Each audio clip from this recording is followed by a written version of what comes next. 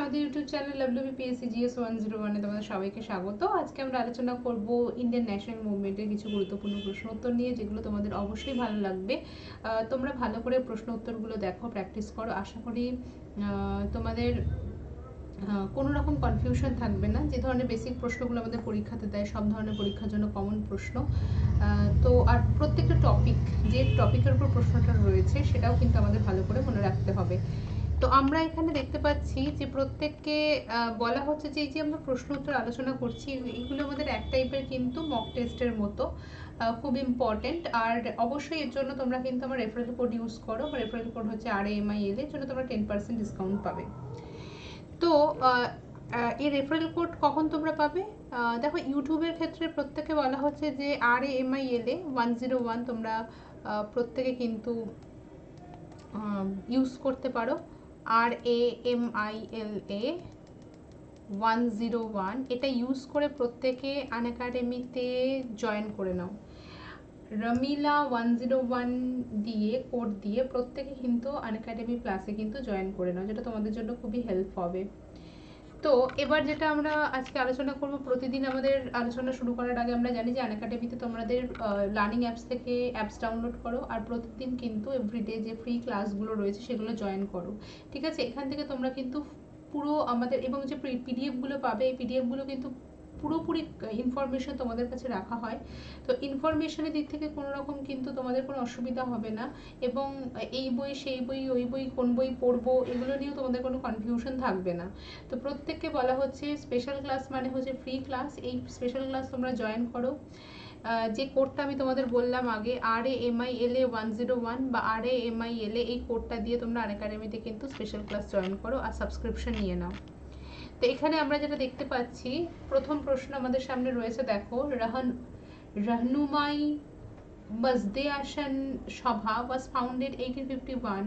One of the following was not its founders. বলেছে আমরা যে পার্সি রিফর্মস মুভমেন্ট দেখি, তো পার্সি রিফর্মস মুভমেন্ট যেটা হয়েছিল 1851-এ, নিম্নলিখিত কে এর মধ্যে এই রিফর্মস মুভমেন্টের লিডার বা নেতা নয়? দাদাভাই নওরোজি রয়েছে, দাদাভাই নওরোজি ফারদৌনজি আছে, MG রানাডে আছেন এবং JB ওয়াছা আছেন।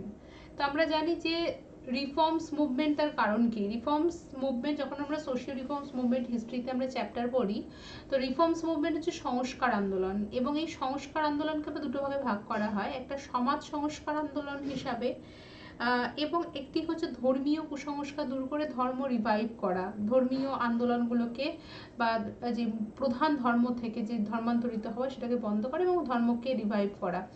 এই পারপাসে রিভাইভাল মুভমেন্ট, রিফর্মিস্ট মুভমেন্ট আমাদের আসে। তো এখানে আমরা দেখতে পাচ্ছি যে রিফর্মিস্ট মুভমেন্ট হিসাবে আমরা পার্সি মুভমেন্টকে খুব ইম্পর্টেন্ট, যেখানে পার্সি কমিউনিটি ধীরে ধীরে কমে যাচ্ছে, যেখানে আমরা দেখি যে খ্রিশ্চান মিশনারিদের 1833 খ্রিস্টাব্দে, দেখতেই পাচ্ছ যে সালটা 1851, 1833-তে আমাদের যে খ্রিশ্চান মিশনারিদের যে লিগাল গ্র্যান্ট করা হয়েছিল, এই লিগাল গ্র্যান্টের ফলে কি হয়েছে, আরও বেশি ধর্মান্তরিত বেড়ে যায় এবং সেখানে একটা গভর্নমেন্টের সাপোর্ট থাকে, এবং এখান থেকে দেখা যাচ্ছে যে কমিউনিটি ধীরে ধীরে কি হচ্ছে, কমে যাচ্ছে। তো এই রিফর্মস মুভমেন্টে এখানে আমাদের আনসার কি হবে? এখানে আমাদের আনসার হবে হচ্ছে MG রানাডে। MG রানাডে হচ্ছে এই পার্সি রিফর্মস মুভমেন্টের আন্ডারে, বাকি তিনজন হচ্ছে রিফর্মস মুভমেন্টের অন্তর্ভুক্ত। তো এখানে আমরা দেখতেই পাচ্ছি the western educated progressive Parsi like Dadabhai Naoroji, JB Wacha, SS Bengalee, Naoroji Furdoonji, founded by Rahnumai Mazdayasnan Sabha, religious reform movement 1851 সালে অ্যাসোসিয়েশন। এর প্রধান কারণ, এর প্রধান পারপাস কি ছিল, এম কি ছিল? The regeneration of the social condition of the Parsis and the restoration of the Zoroastrian religion to its pristine purity. Rast Goftar voice of truth ছিল এর উইকলি অর্গান। মানে এই রিফর্মস মুভমেন্টে যে আমরা বলতে পারি যে অর্গানাইজেশনের মুখপত্র কি ছিল, সেটা হচ্ছে আমাদের রাস্ত গাফতার। তো খুব ইম্পর্টেন্ট, রাজ গাফতারেরও কিন্তু আমাদের ফাউন্ডার এরা প্রত্যেকে SS বেঙ্গলি, দাদাভাই নওরোজি, JB ওয়াচা এবং Naoroji Furdoonji. The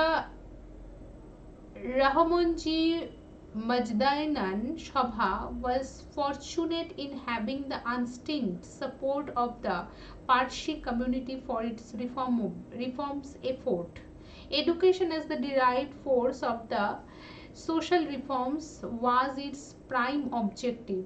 The Sabha campaigned ardently for the education of the Parsi priest and for the spread of Western education among the Parsi, including girls. Through its efforts, the age of the marriage was increased and Parsi women achieved emancipation.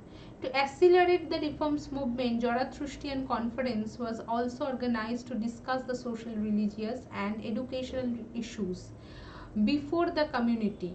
The first such conference was held in 1890.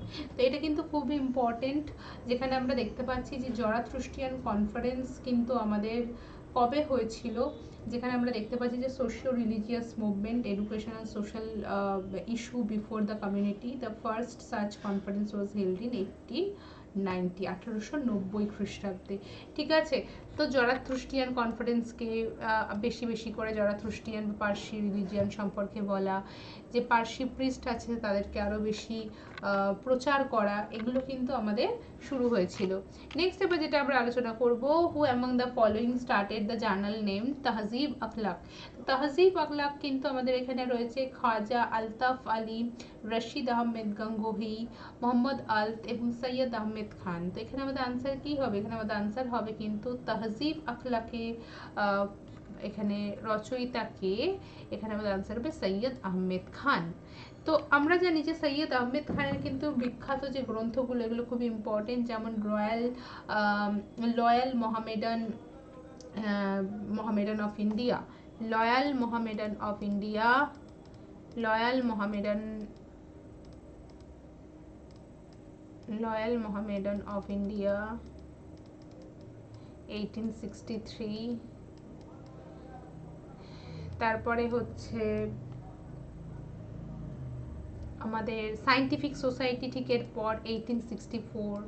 এগুলো কিন্তু আমরা জানি না যে প্রথম যে মুসলিম নবজাগরণকে নিয়ে, আমরা নবজাগরণের জনক বলি, তো মুসলিম নবজাগরণকে নিয়ে যে লেখালেখি করেন সে হচ্ছে আমাদের এই লয়াল মোহামেডান অফ ইন্ডিয়া 1863-তে। এবং আমরা দেখতে পাচ্ছি যে 1864-এ সায়েন্টিফিক সোসাইটি এস্টাবলিশ হয়, খুবই important.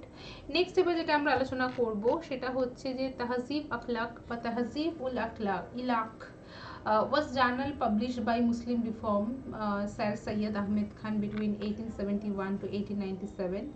The journal published alternative Muslim perspective written in plain language. It gave voice to the publisher's religious, social, reforming opinions and is credited with establishing him as one of the father of the Urdu fiction. The same journal was restarted by Syed Hamid, Vice Chancellor of the Aligarh Muslim University 1981.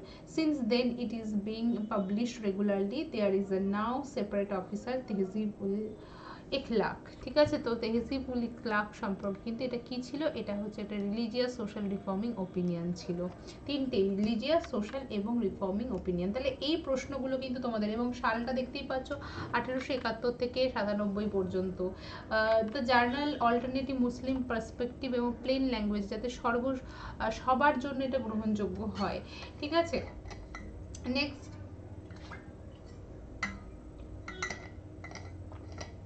Next আমরা আলোচনা করব সেটা হচ্ছে who lead the Khasi revolt against the British. এখানে আমাদের কোনটা হবে correct answer বলতে হবে। Who lead the Khasi revolt against the British?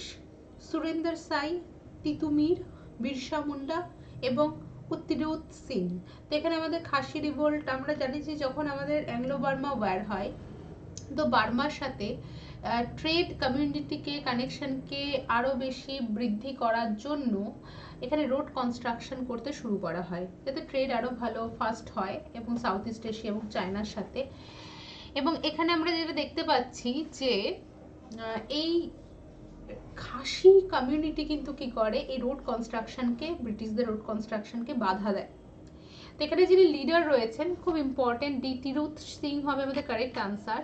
তো আমরা দেখতে পাচ্ছি Tirot Singh also known as U Tirot Singh, born in the year 1802 and died in the year 1835 as one of the chief of the Khashi people in the early 19th century. He drew his lineage from the Selimli clan. He was Sinim Nongkli, part of the Khashi Hill. His surname was Sim Lee. Sim Lee হচ্ছে ওনার surname. He was constituted head sharing cooperate authority of the council.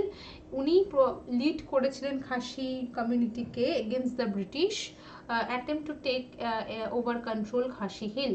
তো এটা কিন্তু খুব important একটা প্রশ্ন।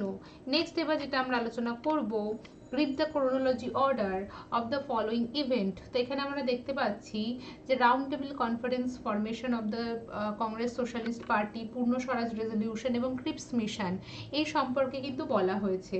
তো আমাদের answer কোনটা হবে? তো প্রথম থেকে আমরা দেখতে পাচ্ছি যে 2134 3124। তো আমরা সবাই জানি ফার্স্ট হচ্ছে এখানে আমাদের আনসার হবে পূর্ণ স্বরাজ রেজলিউশন 1929। তারপর হচ্ছে আমাদের রাউন্ড টেবিল কনফারেন্স 1931। তারপরে হচ্ছে 1902 যেটা, তারপরে হচ্ছে 1934 এবং 1942। তো এখানে আমাদের আনসার কি হবে? 3124 হবে আমাদের কারেক্ট আনসার। যেখানে প্রত্যেকটা ডিসক্রিপশন সম্পর্কে পূর্ণ স্বরাজ রেজলিউশন কেন করা হয়, আমরা জানি যে এটা কংগ্রেসের যখন ডোমিনিয়ন স্টেটাস যখন নেহেরু রিপোর্টে আনা হয়, তখন থেকে কিন্তু আমাদের বলা হয় যে পূর্ণ স্বরাজের দাবি করা হয়, যে ডোমিনিয়ন না, আমাদের পূর্ণ স্বরাজ। যেখানে আমরা জানি যে যখন নেহেরু কমিটি বা নেহেরু রিপোর্ট যখন ডোমিনিয়ন স্টেটাস রাখে, তখন ইয়াং জেনারেশন যারা জওয়াহরলাল নেহেরু এবং সুভাষচন্দ্র বোস, তারা কিন্তু ডিমান্ড করে পূর্ণ স্বরাজ, যে ডোমিনিয়ন না, আমাদের চাই পূর্ণ স্বাধীনতা। ঠিক আছে, তার জন্য আমরা প্রথম ইন্ডিপেন্ডেন্সও পালন করি 26শে জানুয়ারি 1930-তে। এবং তারপরে আমরা দেখতে পাচ্ছি রাউন্ড টেবিল কনফারেন্স। ঠিক আছে, তো রাউন্ড টেবিল কনফারেন্স কেন important? The 3 round table conference 1930-32 were a series of peace conferences organized by British government and Indian political personalities to discuss constitutional reforms in India. This started in November 1930 and ended in December 1932. Formation of Congress Socialist Party 1934. The Congress Socialist Party was a socialist caucus within the Indian National Congress. It was founded in 1934 by Congress members who they saw the anti-national mysticism of Gandhi as well as sectarian attitude of the Communist Party of India towards the Congress. Cripps Mission ও same জিনিস, Cripps Mission আমরা দেখতে পাচ্ছি was a failed attempt March 1942 by the British government to secure full Indian cooperation support for their efforts World War II. The mission was headed by senior minister Sir Stafford Cripps এর দ্বারা। Next এবার যেটা আমরা আলোচনা করব সেটা হচ্ছে যে who among the following had opened the Sharada Sadan for widows in Bombay. তো শারদা সদনের ফাউন্ডার এখানে জিজ্ঞাসা করেছে। শারদা সদন খুব ইম্পর্টেন্ট, বিশেষ করে পণ্ডিতা রামাবাইয়ের। এখানে আমাদের আনসার হবে পণ্ডিতা রামাবাই, বলেই দিলাম যখন। তো পণ্ডিতা রামাবাই হবে কারেক্ট আনসার। এবং পণ্ডিতা রামাবাই যতগুলো মিশন আছে, মুক্তি মিশন, আর্য মহিলা সমিতি, শারদা সদন, এগুলো সবকটাই কিন্তু মনে রাখতে হবে। এবং এগুলোর পারপাস আমি যদিও তোমাদের সঙ্গে সবকিছুই কিন্তু শেয়ার করব, প্রত্যেকটা প্রশ্ন উত্তর তুমি পাবে এখান থেকে, এই সাইট থেকে। শুধুমাত্র WBPSC GS 101 কে তোমরা ফলো করে যাও, এখানে তোমরা হিস্ট্রি পলিটি রিলেটেড যাবতীয় ইনফরমেশন কিন্তু পাবে, কোনো রকম অসুবিধা হবে না। আর যেখানে অসুবিধা থাকবে অবশ্যই বলবে। তো শারদা সদন বা পণ্ডিতা রামাবাই সম্পর্কে আমরা জানি যে আমাদের রামাবাই রিলেটেড দুজন রামাবাই আছেন, একজন রামাবাই রানাডে আছেন, একজন পণ্ডিতা রামাবাই আছেন। তো এখানে পণ্ডিতা যে উপাধি উনি পান, পণ্ডিতা সংস্কৃত স্কলার, কারণ আমরা জানি তৎকালীন সময় সংস্কৃত কিন্তু মেয়েদের বলার অধিকার ছিল না, এবং পণ্ডিত উপাধি তাদেরই দেওয়া হতো যারা সংস্কৃত স্কলার ছিলেন। ঠিক আছে, তো এখানে আমরা দেখতে পাচ্ছি যে education and emancipation of the women in India. She was the first woman to be accorded the titles of the Pandita as Sanskrit scholar of the Saraswati after being examined by the faculty of the university of Calcutta. Pandita Ramabai had started the Sharda Sadan in Bombay. She was one of the 10 women delegate of the Congress session 1889. In the late 1890s, মুক্তি mission 1890 এর পরে কিন্তু মুক্তি mission শুরু করে 40 mile east of the city Pune. The mission was later Pandita Ramabai Mukti mission নামে পরিচিত। ঠিক আছে, তো এগুলো কিন্তু আমাদেরকে কিন্তু মনে রাখতে হবে। নেক্সট আমরা যেটা আলোচনা করব প্রত্যেককে বলা হচ্ছে যে যারা যখন তোমরা আনএকাডেমি প্লাসে জয়েন করবে তো অবশ্যই কিন্তু রেফারেল কোডটা ইউজ করো, আর MIL এর জন্য তোমরা 10% কিন্তু ডিসকাউন্ট পাবে। নেক্সট আমরা আলোচনা করব, তার আগে প্রত্যেককে বলা হচ্ছে যে কোড ইউজ করো, কোড ইউজ করে কিন্তু প্রত্যেকে কিন্তু আনলক করে নাও স্পেশাল ক্লাস করার আগে, তার জন্য কিন্তু তোমরা 10% কিন্তু ডিসকাউন্ট পাবে। নেক্সট এবার আমরা আলোচনা করব যেটা নিয়ে what is the historical sequence of the founding of the following association. তো এখানে আমরা দেখতে পাচ্ছি যে রামকৃষ্ণ মিশন, আর্য সমাজ, সার্ভেন্টস সোসাইটি অফ ইন্ডিয়া, প্রার্থনা সমাজ, ডেকান এডুকেশন সোসাইটি, তত্ত্বাবধানী সভা, এগুলো সবই রয়েছে। তাহলে আমাদের আনসার কি হবে? আমাদের আনসার হবে 642513, এ হবে আমাদের কারেক্ট আনসার। কোনটা কিভাবে কত সালে এস্টাবলিশ হয়েছে? তো আমরা এখানে প্রথম থেকেই দেখতে পাচ্ছি তত্ত্বাবধানী সভা এস্টাবলিশ কবে হয় 1839, প্রার্থনা সমাজ কবে হয়, আর্য সমাজ কবে হয়, ডেকান এডুকেশন সোসাইটি কবে হয়, ফাউন্ডার্স কারা কারা, প্রত্যেকের পাশে পাশে কিন্তু ফাউন্ডার্সদের নামও কিন্তু রয়েছে। রামকৃষ্ণ মিশন কত সালে হয়, সার্ভেন্টস অফ ইন্ডিয়া সোসাইটি 1905 এখানে হবে, ঠিক আছে, 1905। ঠিক আছে, নেক্সট এবার যেটা আমরা আলোচনা করব, after the failure of the civil disobedience movement Mahatma Gandhi led emphasise on. তো এখানে যেটা বলেছে যে সিভিল ডিসোবিডিয়েন্স মুভমেন্টে যখন ব্যর্থ হন তখন গান্ধীজি কিসের ওপরে বেশি জোর দেন? তো এখানে কম্প্রোমাইজ উইথ দ্য ব্রিটিশ আছে, limited use of the violence আছে, কনস্ট্রাকটিভ প্রোগ্রাম আছে, এবং আমাদের রয়েছে নান অফ দ্য অ্যাবভ রয়েছে। তো এখানে কোনটা হবে কারেক্ট আনসার বলতে হবে। তো আমরা দেখতেই পাচ্ছি যে কম্প্রোমাইজ উইথ দ্য ব্রিটিশ, তো এগুলো কিছুই না, আমাদের আনসার কনস্ট্রাকটিভ প্রোগ্রামের উপর উনি ফোকাস করেছেন। তো কনস্ট্রাকটিভ প্রোগ্রাম হিসাবে কোন বিষয়টার উপর উনি ফোকাস করেছেন? যদি আমাদের এই প্রশ্নটা দিলে তো আমাদের এটা খুবই সহজ হলো। কনস্ট্রাকটিভ প্রোগ্রামের মধ্যে কোনটার উপর বেশি ফোকাস করেছেন? তো সেটা হবে আমাদের পূর্ণ স্বরাজের ওপরে, পূর্ণ স্বরাজ। তো যাই হোক, movement continued the linger non effective manner till early April 1934 when Mahatma Gandhi announced his decision to withdraw civil disobedience movement. With this development, the second phase of the civil disobedience movement, এবং আমরা দেখতে পাচ্ছি যে the constructive program may otherwise more fittingly be called construction পূর্ণ স্বরাজ। তো আমরা দেখতে পাচ্ছি যে পূর্ণ স্বরাজের দাবি হচ্ছে প্রধান কনস্ট্রাকটিভ প্রোগ্রামের প্রধান বিষয়। তারপরে হচ্ছে বিভিন্ন রকম এডুকেশন, তারপরে আমাদের তারপরে ট্রুথ, ঠিক আছে, তারপরে ডিপ্রেস ক্লাস বা আনটাচেবল ক্লাসকে এগিয়ে নিয়ে যাওয়া, এগুলো হচ্ছে পরের ব্যাপার, কিন্তু আগে হচ্ছে আমাদের এগুলো রয়েছে। এটা কিন্তু আমাদের মনে রাখতে হবে। এবার আমরা নেক্সট যেটা আলোচনা করবো, the roots of the 1857 revolt lay in. এখানে আমরা দেখতে পাচ্ছি যে কি কি করা হয়েছিল, discrimination policy, exploitative land revenue policy, সমস্ত কিছু আমাদের all of the correct answer greased কার্তুজ। এবং তোমাদের এই 1857 রিভোল্ট দিয়ে যেগুলো তোমাদের প্রশ্ন দেয় যে cause, social cause, political cause, economic cause, immediate cause, এখানেও কিন্তু আমাদের WBCS এ প্রশ্ন দেয়, যেমন কমান্ডার, তারপরে হচ্ছে আমাদের লিডারদের নাম, কোন এরিয়া থেকে কোন লিডার ছিলেন, তারপরে হচ্ছে আমাদের ইমিডিয়েট কজটা খুব দেয়, ইমিডিয়েট কজটা খুব ইম্পর্টেন্ট। তাহলে এগুলো কিন্তু আমাদেরকে জানতে হবে। এবং রুট অফ দ্য 1857 রিভোল্ট বলতে আমরা দেখতে পাচ্ছি যে 1857 হচ্ছে প্রথম আমাদের বলা হয় মহাবিদ্রোহ, এবং দ্য রিভোল্ট হচ্ছে আমাদের প্রত্যেকটা কারণই হচ্ছে এই বিদ্রোহের জন্য কিন্তু দায়ী। এবং they started interference religious manner, they started মানে ব্রিটিশ স্টার্টেড। এবং সোশ্যাল প্র্যাকটিসেস, হিন্দু মুসলিমের মধ্যে আমাদের যেটা দেখা যায় যাতে ভিন্নতা বাড়ে বা রাগ বাড়ে, তার জন্য গ্রিস কার্তুজের ব্যবহার, এগুলো সবকটাই কিন্তু ইম্পর্টেন্ট। তো যাই হোক, আজকে আমাদের আলোচনা এইটুকু পর্যন্ত। নেক্সট আলোচনা কিন্তু আমরা কন্টিনিউ করব। তার আগে প্রত্যেকে বলা হচ্ছে যারা যারা এখনো পর্যন্ত আনএকাডেমি প্লাসে তোমরা জয়েন করোনি তারা প্রত্যেকে প্লাসে জয়েন করে নাও যত তাড়াতাড়ি সম্ভব।